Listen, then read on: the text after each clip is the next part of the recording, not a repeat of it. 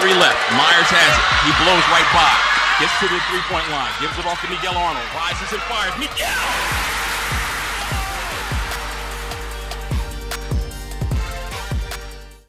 Welcome to the Dip Mitras Show. I'm your host, Chad Cook, but of course, the star is Dip Mitras, the 19-year head coach of Augusta University. He's got more than 500 wins as a college head coach, and he's won more than 73% of the games here in Augusta. The team's 10-1, ranked 11th in the nation, getting back to action Saturday at noon against Emmanuel.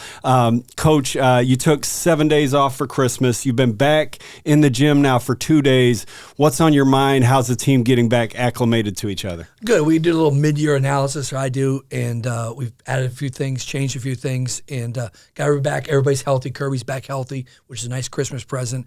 And looking forward to playing an Emmanuel team that's got the leading scorer in the country, and KJ Jones, and came off 2 really good wins out in Hawaii. So it'll be a big challenge, and our non-conference schedule this year has been very challenging, and it's by design. So we're looking forward to starting the last game of the year with the right result. Yeah, on the road a lot to start the season, 10-1. Despite that, so mid-year analysis, change some things. Give us a little bit of that, and then also, what do we expect from Jones? Who's going to guard him, if you don't mind? Yeah, well, us? we've got Darren will probably start on him. Kirby will give a chance. Our featured guest will get him late in the game, I'm sure. Meach will give a turn at him. He's very good. He gets the free throw line at a high rate, which is a concern from a coach.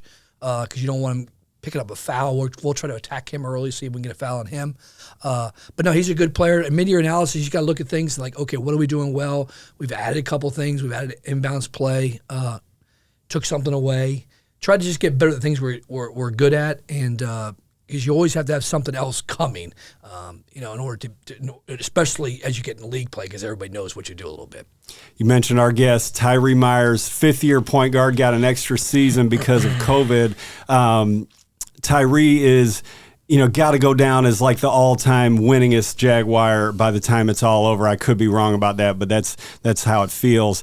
Tyree, welcome to the show, and are you ready for the new year? First, thanks for having me, and yes, I'm ready for the new year. I'm ready to get into this second half of the season and chase what we've been chasing since after we lost in the national championship. Yeah. How do you balance that? I know that's got to be something that you think about a lot, but first things first, and all the steps that you have to go through to get to that eventual goal on the last day of the season, like you did last year. How do you balance those two things, the short term and the long term?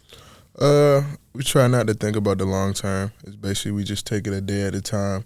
So we have practice today at 12, so it's today, and then tomorrow, and then the next day. We don't really look at it ahead of time or who's our next game after the next one. No, it's day at a time, and we get through it like that. Yeah, part of my mid-year analysis, I told my staff, I said, when we started practicing on whatever day it was, 27th, there was 68 days till we played the Peach Belt Championship game. So that's not a long time. So 68 days is 2 months. So you start looking at it. Our main goal is always win the regular season title and, win the conference tournament as well. So that Sunday was 68 days from the time we got back. And there was a previous 68 days and then conditioning. So, as you guys wind down their career, that's not long. And, we're excited about the next couple months. You talked in the preseason about competitive stamina. Does that concept play I give ourselves an F right now on that. We're not very good at it right now in games. I got mad the other day at the Newberry game and probably burned a timeout because I was mad about the same thing. We've gotten to the point where we get up 10, up 12, and we relax defensively. And we did it again against Newberry, but hopefully that'll change, and it's something that can change. There's no question about it. We don't have the ability to score in bunches like we did last year.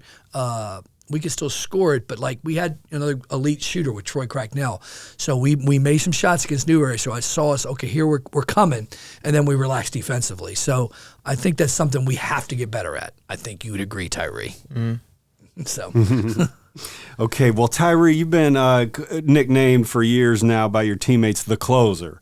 And, I always think of your freshman season, the Peach Belt Conference Championship game against our arch rival, USC Aiken. We're up by 2 late, with under a minute to go, and you ice the game, dribble down the shot clock, and put your team, in position to win the Peach Belt Conference Championship as a freshman, as a starting point guard for a championship level team. So let's take a look back at that memory.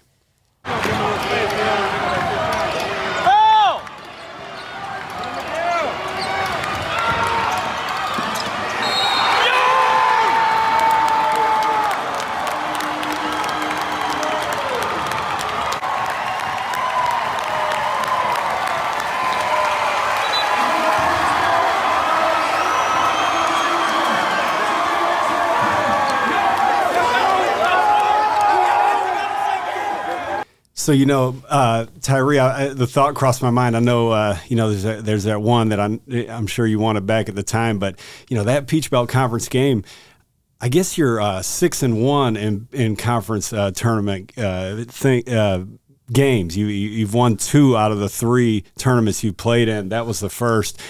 Take us through that last play. I just know we needed a bucket, and I knew the ball would be in my hands late in the game. So I was just trying to run the clock down, use as much time as possible, and convert with a bucket or a foul, get a free throw, something to just get us ahead in the game. And I made a bucket at the end. It's taken us this long in the show taken me this long in the show to say you're the all-time assist leader for the school, and you'll soon probably be the all-time assist leader for the conference. So that bucket there is not, your first strength when you watch a 40-minute game from Tyree. And you talked recently, Coach, about his ability to do both things when it comes to getting your team a big. Yeah, I give his high school coach credit, Coach Klatch. They're point guards and they're points guards. And he's a point guard for probably about 30 minutes of the game, 32 minutes of the game. And he knows when he has to kind of take over and look to score a little bit. And that's a great characteristic to have coming from a point guard. And, he is, him and Daniel Dixon are probably right there battling for the most wins as a point guard here. And I probably need to research that because they're very similar careers. And, it's good to have a guy with the ball in the hands that you can trust that 99% of the time is going to do the right thing with it. Yeah, and, when you said recently, you said he can make the shot and he can get it to the guy that can make the shot. It made me think of a third thing, because this might be like my favorite clip from Tyree ever. And so in the regional championship game last season, when we beat Queens with a dramatic shot at the end, Tyree assisted Miguel on that shot. But my favorite clip maybe ever was the one we're about to show, and that's with about 4 minutes to go. You say how Tyree plays point guard for the first 30 and then kind of scores a little more at the end in a real important game. Well, you also tend to go to him defensively in those moments too. And Kenny Dye, one of the best point guards we've seen, and that I've seen us play against ever for Queens, had it going that night. And I want to say Kirby was on him, Jaquez Kirby was on him most of the game, maybe Darren. And you put Tyree on him late. And this possession, I feel like, really turned things around for the Jags.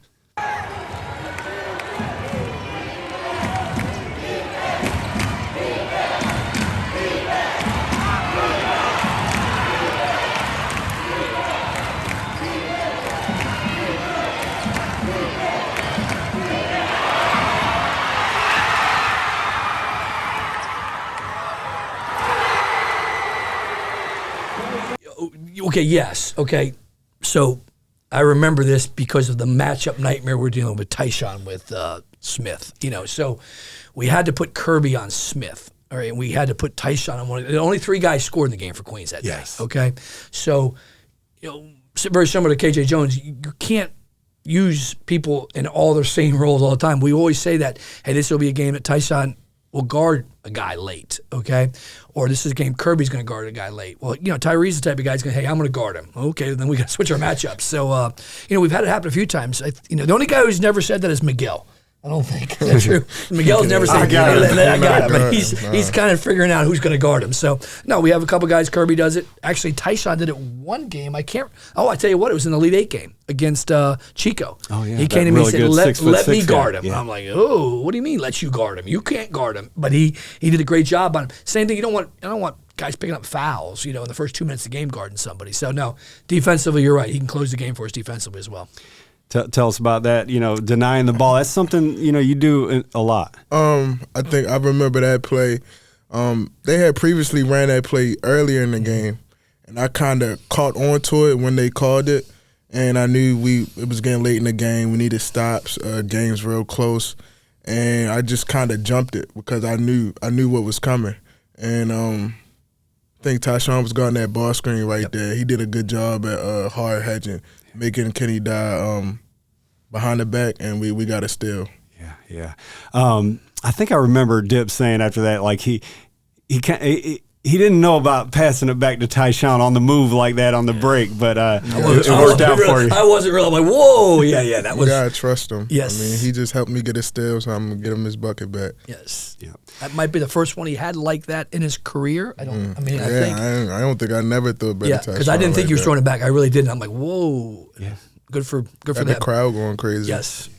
You've had so many, the closer thing, that same game, there were 2 kickouts from Tyshawn to you, big threes. You always score in the most important moments of the most important games, but assist, distributing the ball is what you're absolutely the most elite at, probably. And so when it comes to that all-time assist leader for the school and eventually the conference, recently when we talked about it, we talked about great players like Dean Williams, who you played 1 year with, Rafael Montero, who you played 2 years with, Tyshawn Crawford, who you're now in your 4th season with, and then there's a fifth guy, or another guy a fourth guy that I didn't think of when we talked about it last time, but Miguel Arnold, who is the school's all-time three-point leader and will soon probably become the conference's all-time three-point leader as well. So let's look at a clip of Dean Williams, probably maybe the best player you've ever played with at this school, and Miguel, your current teammate, and then we'll talk about them.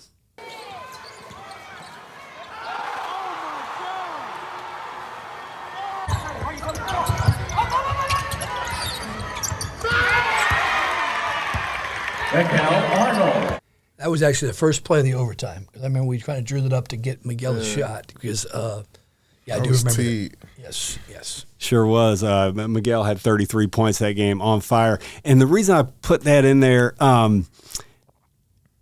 the first game of the season last year, Miguel made like 4 threes in the first 5 or 6 minutes, and we were off to the races. And I remember it was the first time I'd seen you two play together in 2 years, because he missed the whole season before that because of COVID. And I just remember watching him run around screens, and you would keep like one eye on him, and you're always looking. And then the second you'd be about to break free, you'd deliver that pass on time and on target. You did it there. You had the ball on the right side. You had Kirby in the post. I don't know if you were looking for him or if the action was always going to be to Miguel. But the way you make those passes on time and on target to Miguel, the two of you are kind of linked when it comes to your assist record and his three-point record, do you think? Yeah, we definitely linked. I came in with Miguel was a redshirt freshman at that time when I came in, but we basically came in together, and we've been playing together since my freshman year. So I kind of just try to get him in spots where he can shoot the ball, like do what he does best. And we kind of are linked at that point. He has a lot of my assists. Yeah. Starting point guard, starting two guard for 4 seasons. Yeah, let me tell you how dumb I was. Miguel started the point against South Carolina, because Tyree couldn't shoot, I guess. That's what everybody kept telling me. And he goes out and makes 4 threes. Oh, no. Listen to everybody. Yeah, man. I listened to the wrong people, all those people that didn't realize he was good. No, you're right. It's on time, and he knows when he throws a pass at somebody's ankle or knees. Mm-hmm. And like I said yesterday in practice, I go, don't throw at their ankles or knees. And they're looking at me like, what are you talking about? Good point guards, and I'm a long time ago, I was a point guard, throwing the ball to people where they can shoot it is, well, Chad's an ex-shooter. The last thing you want was way up here or way down there. And very rarely, he'll get mad at Tyshawn because he'll throw interior pass. It's, Tyson has got pretty good hands. They're tough to catch. Yeah. I always give him a definition of a good pass is a completed pass. However, if it hits your hands, you should catch it, okay? I got on somebody yesterday about it, catching the ball. And, Tyson's probably the only one that drops them about once every 6-7 games. You mentioned, I don't want to talk about me, but it is so true. I was thinking about it earlier, and I was lucky enough to play with Ricky Moore, who's an all-time great point guard, and when we played AAU ball together, and I had so many games where I'd make 6, 7, 8 3-pointers, and when I went to college and no longer played with Ricky, I never had a good shooting game in the rest of my basketball life because it was such a difference. I had gotten so used to just catching it and shooting it. Right. 12, 13 times a game, making 5 or 6, and thinking I played well. But really, those threes were, at least 50%. I got to ask you, did you throw the lob to Kirby opening weekend or to Darren? The one on the break. That was Miguel. I threw one, and the one at half court. I threw the half court. He threw one against. I'm like, what are you doing? I was mad that you missed that. Wait, one. yes. What are we talking about now? Did I miss one? We were at Mount Olive. Yes. Darren had one on fast break. That was just a regular fast break. I threw one from half court against Mount Olive. Yes. Yes. Little Mike Brown. Because when he threw it this year. Yes. Because when he threw it. So the first game of the season, first half. Yes. You're telling me where to look. I had no idea. So there's another highlight dunk. I mean, Kirby had 5 in that first week, and I thought I got them all, but first half, first game. I would say that. First half, first game. First half, first game, because I'm like, what are you doing? I'm like, whoa. I remember that one, yes. So where's that going to rank? You've seen the other 5, obviously. You were on the court. That's a pretty crazy one because somebody was down there, but I said Kirby's going to jump over him. Mike Brown was down there defending. Yes. Mike Brown probably like 5'10". Yeah. Kirby's going to jump over him, get the ball, and that's exactly what he did and dunked it. Yeah. Brown's the guard that was so good, right? He was good. And you put the clamps on him in the second half at 1 point, too. Heck of a player, Tyree. Okay, well, let's before we go on to just taking a look at that Newberry game and closing up the show, I want to ask you, Tyree, do you still whether it's an internship or an actual job with the accounting firm? Yeah, I actually go back this upcoming week. And you're an accounting major. Yeah. Well, you were an accounting major and you graduated. I have a degree in accounting, and I'm pursuing my MBA. I should be finished in July. Good for you. So you're going to leave with 2 degrees. Some kind of champion, I bet. Yeah. That's the plan, and a graduate, an MBA. I'm going to give credit to his parents because they did a great job of raising him. His mom is relentless on him, okay? And I think that carries over to his success on and off the floor. Yeah. Is that a true good word, relentless? Yeah, for sure. Relentless. Biggest fans by far. So tell us about that job, though, because, and first, Dip, have you, I can think of one player in the program's history that had a job for a long time while he was playing or while he was in the program, but actually never during the season. Right. And and that dates back 35 years or so. Have you ever had another one like this? And he's got discipline to do it. He gets to the gym, works out in the morning, kind of know the routine of when he's going to work out in the days around work. And I don't encourage it, but he's a smart guy and it's good experience for him. And come out of here with a few championship rings and a couple degrees, it's a lot, man. It's a lot to do. And work experience. Yeah, and work experience. And you have to be able to manage your time. He's a great person about managing his time, and it really helps. The only other player I can think of is Keenan Mann. That was 35 years ago. Yep. Tyree, tell us about it, like a day in the life when it comes to you're pursuing your graduate degree, working at the accounting firm, and leading the number 11 team in the nation. It kind of depends on what days it is and what days we have practice. Now they're starting to mix up because we have practice on different days. School's about to start. But I usually work Tuesday, Thursdays, and Fridays from 9 a.m. to 3 p.m. Depending on if the girls have practice in the morning, I will get in there before work around probably like 7:45, 8. Stay in there for like 30 minutes, take a shower, and get to work. After 3 p.m., I have probably class at 5:15. You have practice afterwards. And then I have practice right after class. Wow. So a full day, I got to make sure I sleep, get my sleep at night. Got to make sure I eat because I do have a problem. I don't really eat like that. But yeah, days get long, definitely during the semester, but I just got to keep fighting. Just remember the end goal. Yeah. Well, you're inspiring me. I need to be more disciplined. That's very impressive stuff. And then on top of that, you've had I want to say 2 knee surgeries since you've been here, and I think I've noticed you've played through pain. You're most competitive, toughest player I've ever watched. Tell us about battling through those kinds of adversity as well. Yeah, I had 2 knee surgeries. I think my first one, they didn't correct the right thing in my knee surgery, so I had to get another one the following year. I remember freshman year I was playing, and my knee would always pop out on the side of my knee, and I would have to literally. Bad. I remember that. Yeah. Me and Lisa would have to get my knee back into place, and I would just go back in the game. So, I played for that the whole rest of the year. I got surgery after that. Then the following year it started happening again, and I'm like, oh, no, not again. But I finished playing that year, and I got surgery at the end of that year, and then it's been good ever since. I feel great. That's great. I remember that season when it would pop out, and I was on the floor level calling the games, and I would always wish you the best inside my mind, and somehow you always made it back on the court. I've never really seen anything like it. So you're special. Crazy. He got a hard time the other day. I took him out of practice the other day to kind of give him a rest, and his partner in crime, Darren, gave him a hard time for never coming back in. Darren got you there. But when he stands on the side, the older you get, too, you get stiff. He pulled me out within the last 20 minutes of practice, and it's like, all right, I just sat for 20 minutes after going 100 miles per hour for the last hour and 40 minutes. I'm getting tight now. I'm getting stiff. It's about that time to wrap it up. And when Tyree comes to you, I want to guard him. We should run this, or maybe even hey, coach, we've had enough. You tend to listen to him, right? Yeah, I do. He knows. He pays attention to film and scouts. And actually, to be honest with you, most of our guys do. Our returning guys are definitely good about it. And the guys that struggled with it last year are a lot better, paying attention. It's a cheat sheet. You have the answers to the test sometimes. And I call it sniffing out plays. You can sense it coming.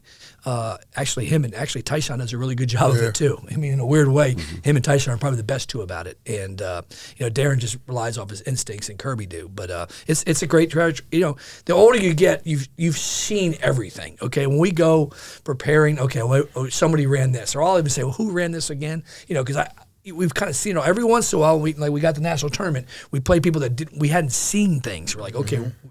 And prepare for Emmanuel, I was watching St. Martin's. I'm like, whoa, I didn't even know teams played like this, So in our part of the country, you kind of see from certain coaches similar tendencies. Yeah.